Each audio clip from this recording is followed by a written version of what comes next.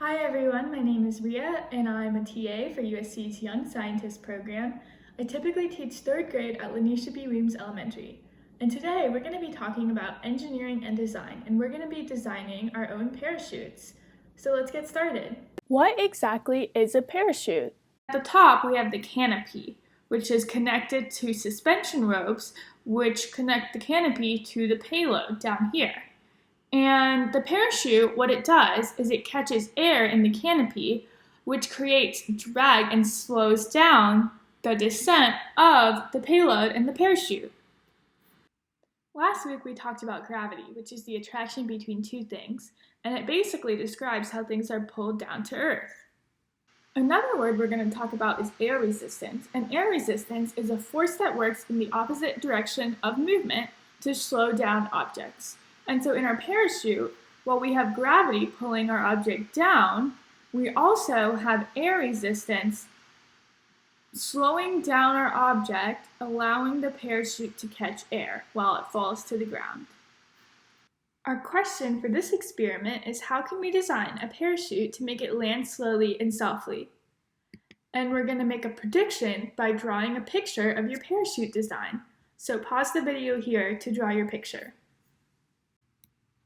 Now let's get to our experiment. For this experiment, you will need a plastic or paper cup or bowl. You will need some tape, some string, a plastic grocery bag, and you'll need something to put inside your payload, like coins or toys.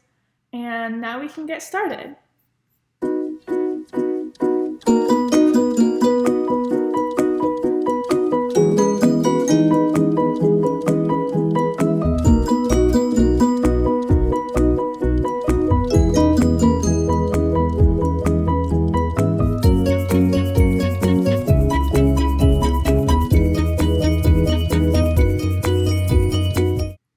Now it's time for observations. So for observations, remember we want to write down what we noticed during the experiment. Here's a few questions to get you started. How well did your parachute design work? What materials and designs would you change to make your parachute better? Last, we have our conclusion. And for our conclusion, we're going to write a complete sentence about what we learned today. Now let's talk about a super cool scientist.